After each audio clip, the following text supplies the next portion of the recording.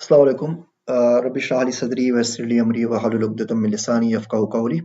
हम लोग बात कर रहे थे गोल्ड और गोल्ड स्टैंडर्ड्स के ऊपर, और हमने डिस्कस किया किस तरीके से साउथ अफ्रीका में कान मौजूद है जहाँ पे 90 मिनट लिफ्ट में बैठ के लोग नीचे ज़ेर ज़मीन जाते हैं सोना निकालने के लिए। अब इस बात को थोड़ा सा मज़ीद आगे बढ़ाते हैं। जो कानपुर वहाँ पे जाते हैं, कुछ जायज़ तरीके से वहाँ पे सोना निकालते हैं, कुछ नाजायज़ तरीके से निकालते हैं। वहाँ पर उनको खाने-पीने की अशिया और बाकी चीज़ें असल से 12 गुना तक में बेचते हैं, क्योंकि ज़ाहिर बात है इतनी नीचे कान में चीज़ें कहाँ से मिलेंगी। तो ये सब कुछ इस सोने की कबर के अंदर हो रहा है, जो ज़मीन से 2.5 मील नीचे है। यहाँ साइंसदानों ने एक बैक्टीरिया जिसको कहते हैं डिसल्फोर्डिस ओडेक्सविएटर दरियाफ्त किया, जो सूरज की रोशनी के बगैर माहौल में मौजूद रेडियो एक्टिव एनर्जी से अपनी खुराक खुद पैदा करता है। और यहाँ से सूरज की गैर मौजूदगी में हयात का फलसफा चल निकला कि शायद किसी सैयारे पर ऐसी भी कोई हयातियाती मखलूक मौजूद हो यहाँ पे सूरज की रोशनी ना पहुँचती हो, मगर उसके बावजूद वो अपनी ज़िंदगी बरकरार रखे हुए हो।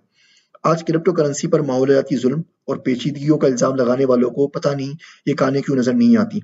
और सोने ही का ही क्या रोना, ऐसी कई धातें हैं जो सोने से ज़्यादा कीमती हैं।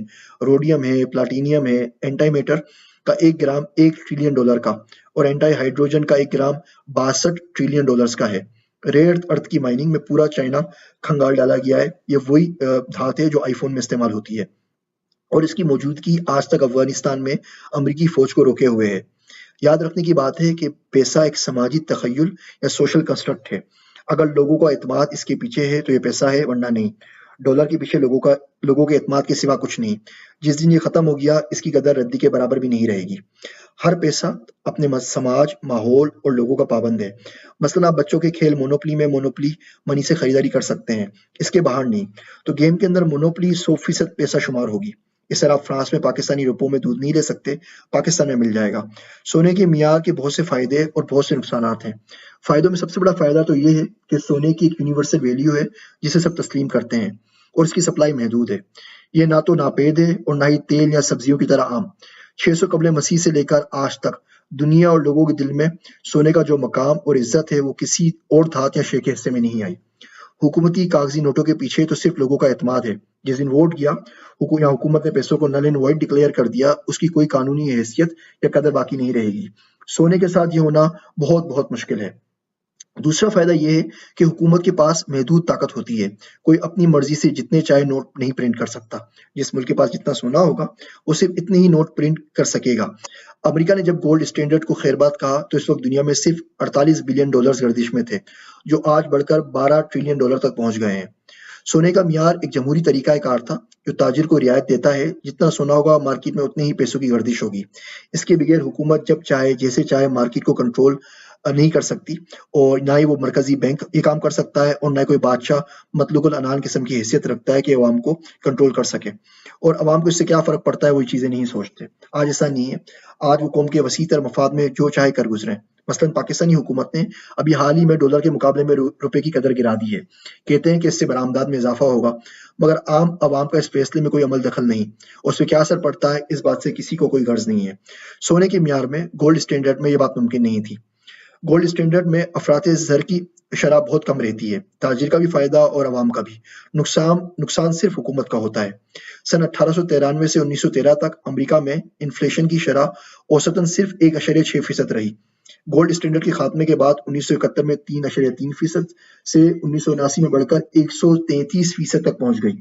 अमेरिकी फेडरल रिजर्व की तहकीक के मुताबिक इस वक्त 15 मुल्कों में गोल्ड स्टैंडर्ड के तहत अफरात शर की ज़रा औसतन 1.75% थी, जो बाद में बढ़कर 9.17% तक हो गई। 1971 और 2003 के दरमियान अमेरिकी डॉलर अपनी कुव्वत खरीद 80% गंवा बैठा था। 1971 के 17 सेंट्स 2011 के $1 के बराबर ठहरे। गोल्ड स्टैंडर्ड पर रहने से मुल्कों का मजमूई कर्जा भी कम रहता है। जब मुल्क फियाट करेंसी में अदायगी करते हैं तो बाकी मुल्क इस करेंसी में मुल्की बॉन्ड्स ले लेते हैं।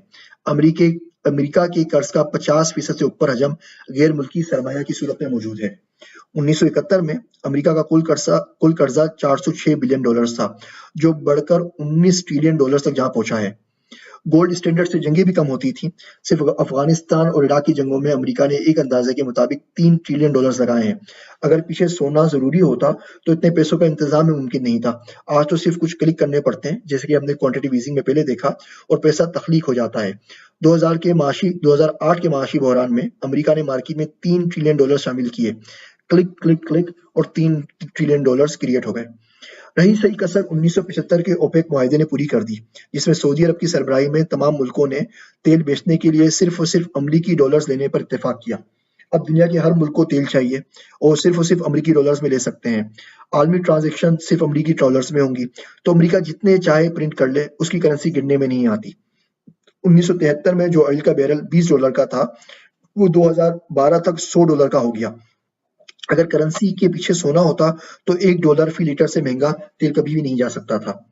گولڈ اسٹینڈرڈ میں معاشی ترقی میں بھی تیزی ہوتی ہے. 1792 سے 1971 تک امریکہ میں معاشی ترقی کی سطح اوسطاً 3.9% رہی، جو کہ سونے کے معیار کی تلفی کے بعد سالانہ 2.8% کی اوسط شرح پر آ گئی. اگر آج گولڈ اسٹینڈرڈ ہوتا تو امریکہ کم از کم $8 ٹریلین کی معیشت پر ہوتا. 2008 میں اپنی مرضی سے پیسہ پرنٹ کر کے امریکہ پیسوں کی سالانہ سپلائی کی 2.6% اوسط کو 152.3% پر لے آیا. دسمبر 2007 سے دسمبر 2009 تک جس کا اثر مستقبل میں افراط زر کی نمو پر پڑا، مگر کیونکہ ڈالر کے پیچھے پوری دنیا کی سپورٹ ہے اور اگر ڈالر ڈوبا تو دنیا کو ساتھ لے ڈوبے گا، اس لیے بہت سے ہمدردوں کا سہارا اسے ہمیشہ مل ہی جاتا ہے.